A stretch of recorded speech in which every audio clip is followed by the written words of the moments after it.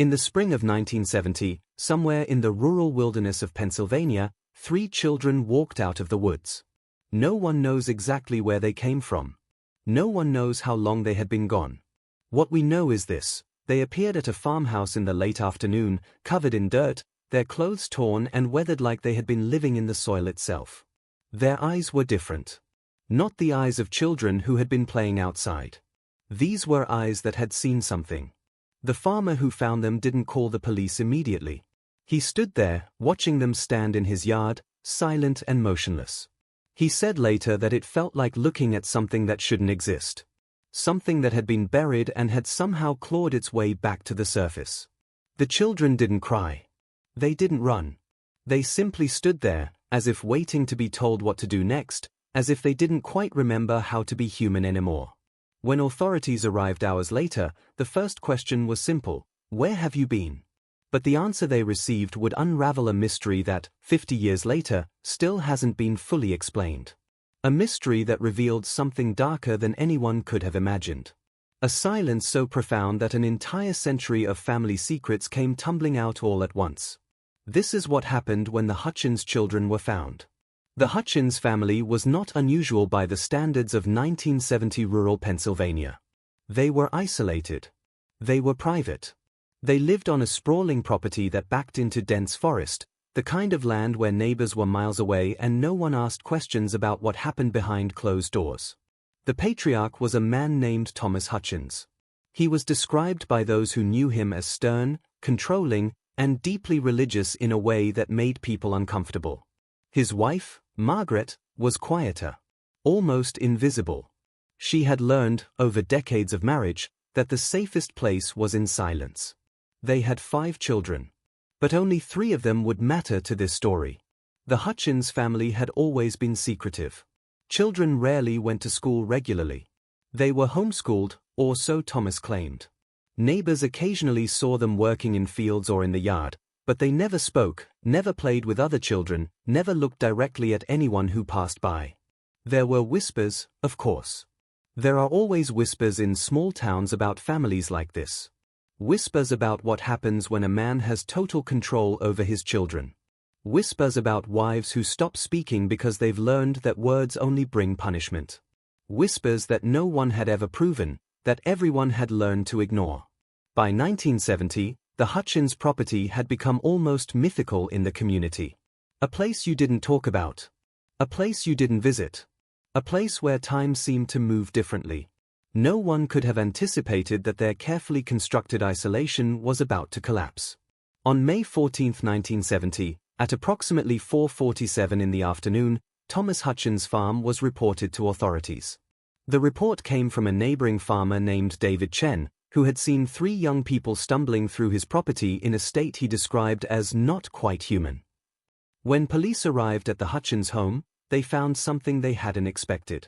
The house was occupied, but it was Margaret Hutchins, alone, who answered the door. Thomas was gone. 2 of the 5 children were there, inside the house, apparently confused about why police were at the door.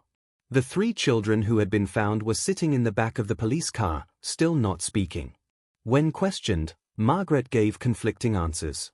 She said the children had run away. She said they had been lost. She said they had been taken. Each answer contradicted the last, and her face showed something the officers would never forget: absolute terror. The 3 children, when finally asked direct questions, gave answers that made the officers exchange glances. Dark, uncertain glances. Because the children's story was impossible. And yet, they told it with the kind of detail and emotional weight that suggested only someone who had lived it could possibly describe it. They said they had been kept. Not imprisoned in the traditional sense. They said they had been kept in the basement. For how long, they couldn't say. Time had become meaningless. There was no day or night down there, only darkness and the voice of their father coming through the wooden door, telling them they were being punished for their sins. They said their mother had brought food sometimes, but she couldn't look at them. She couldn't speak to them. She only left the food and left. They said their father had done things to them. Things they couldn't quite articulate, but things that had broken something fundamental inside their ability to understand the world. And then, they said, One day the door had been left unlocked. Whether by accident or design, they would never know. So they had simply walked out. The investigation that followed was fractured from the beginning. The three children told their story to psychologists, who noted severe trauma, dissociation, and what appeared to be genuine memory loss about exactly how long they had been confined. Their physical examinations revealed signs of malnutrition, old injuries that had healed improperly, and psychological damage that ran so deep it barely had a name. But Thomas Hutchins, when finally found, told a completely different story. He said the children had been willfully disobedient. That he had disciplined them according to biblical principles. That the basement was actually a room where he sometimes locked them to think about their sins, but never for extended periods. He said the confinement was measured in hours, not months or years. He said his wife was unstable, prone to exaggeration, and had poisoned the children's minds against him. The community divided almost immediately. Some people believed the children. They had always known something was wrong at that house. They had seen the signs. How could three children so thoroughly describe something that hadn't happened? But others defended Thomas. He was a man of faith. He was strict, yes, but that was discipline. That was parenting. The children were troubled, ungrateful, prone to lying. Wasn't it possible they had fabricated this entire story to punish their father for refusing to let them live like the sinful modern world demanded? The local authorities were overwhelmed. They had no experience with something like this. There was no physical evidence of extended confinement. There were no photographs of the basement as it allegedly existed. Thomas had explained away every piece of potential evidence. And perhaps most damaging, Margaret Hutchins refused to testify against her husband. She recanted her initial statements. She said she had been confused. She said the children were lying. Without her testimony, without concrete evidence, the case stalled. Whispers filled the void. Rumors spread through the town like contamination. But rumors are not proof. And the law requires proof. In the months following their discovery, the three children, now in protective custody, began to speak more openly about what they described as their years in captivity. Years. Not months. Years. Their accounts were fragmented, as trauma survivors' accounts often are. But certain details appeared consistently, mentioned by each child separately, in ways that suggested they had not coordinated their stories.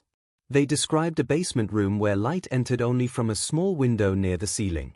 A window they could never quite reach. They described the sound of a deadbolt locking from the outside. They described their father's footsteps on the wooden stairs, and the way their entire bodies would become rigid when they heard him coming. They described punishment that came in different forms. Hours standing in the corner without moving. Days with only bread and water. And worse things. Things they couldn't quite name. Things that had to do with their father's beliefs about sin and salvation, and his conviction that pain could purify the soul. They described their mother's face appearing sometimes at the small window, her eyes filled with a sorrow so profound it seemed like she was looking at ghosts. They described the guilt in her voice when she whispered their names through the door at night. They described losing track of seasons. Losing track of how old they were. One of them, a girl named Sarah, who was 15 when she emerged, couldn't remember her own birthday. She had to count on her fingers to determine her age. The psychological evaluations noted something deeply disturbing. The children's descriptions had the quality of lived experience. They mentioned small details that served no narrative purpose. The smell of damp concrete. The specific sound the door made when it opened. The way their father would pause before coming down the stairs, as if steeling himself. These are not details that liars invent. These are details that haunt survivors. And yet, there was no basement configured in the way they described. The room Thomas allowed investigators to examine was small, yes. It could have held them briefly. But it showed no signs of extended occupation. There was no bedding, no waste, no indication that human beings had existed there for the time period the children claimed.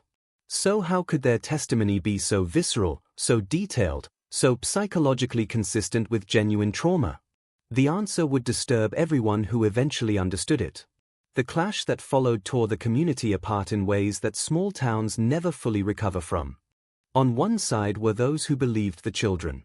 They pointed to the psychological damage as proof.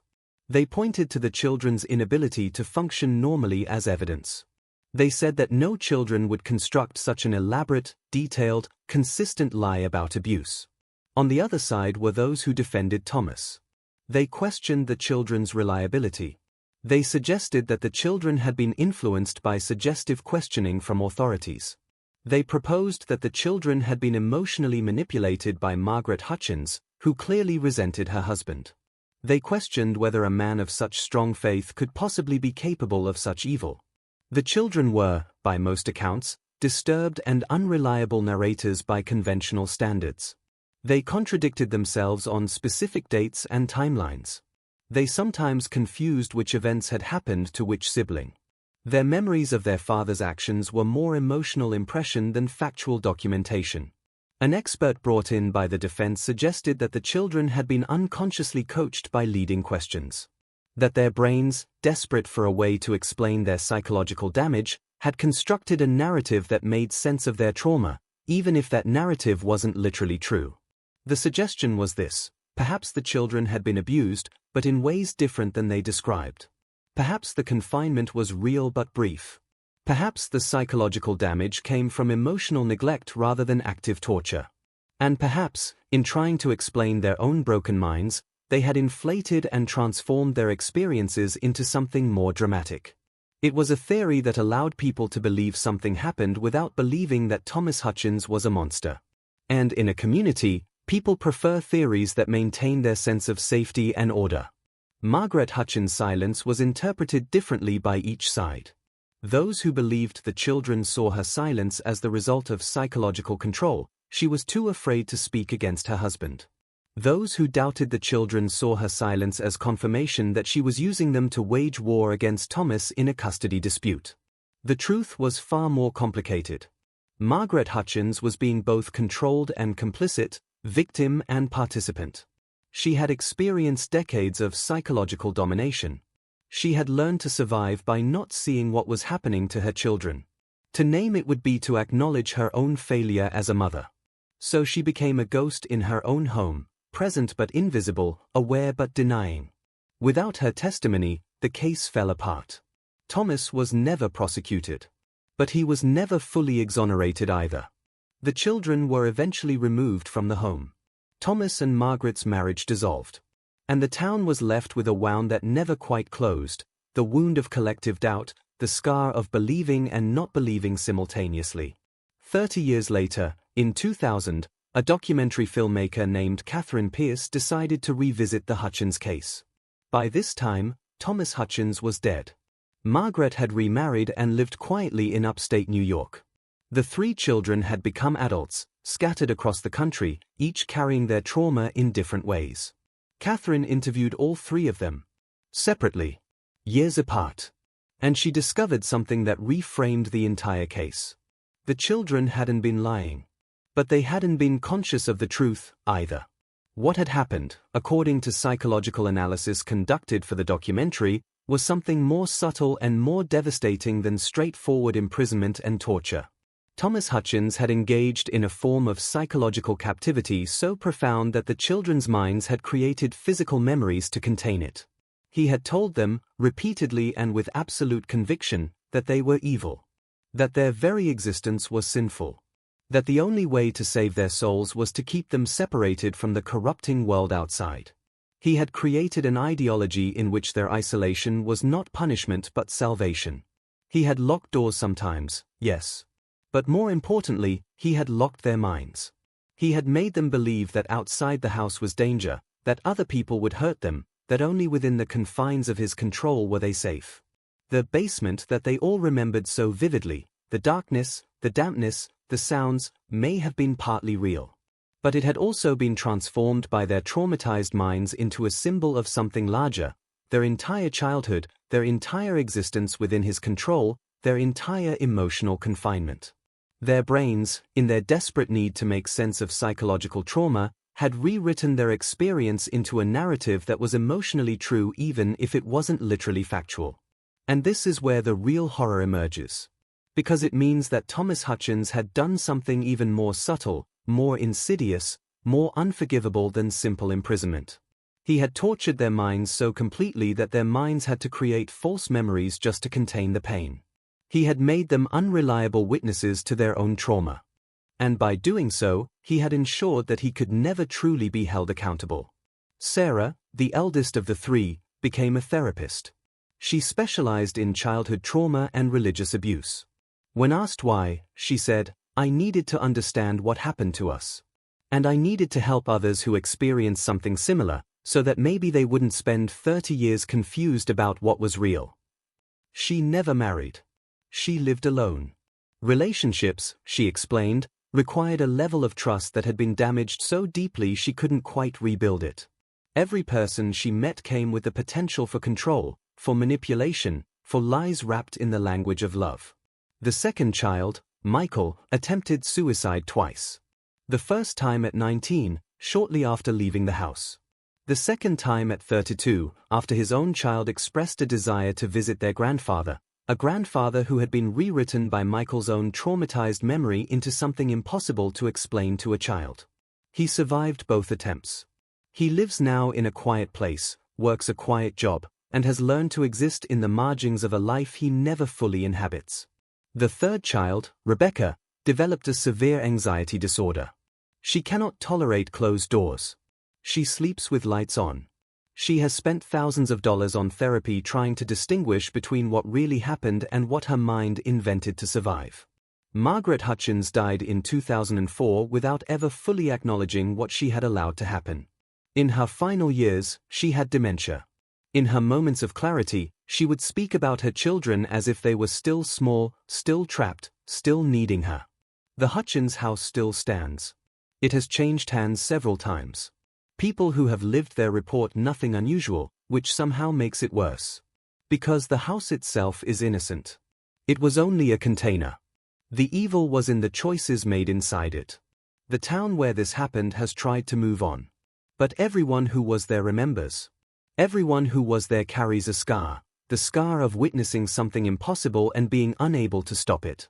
Because that's what this story is really about.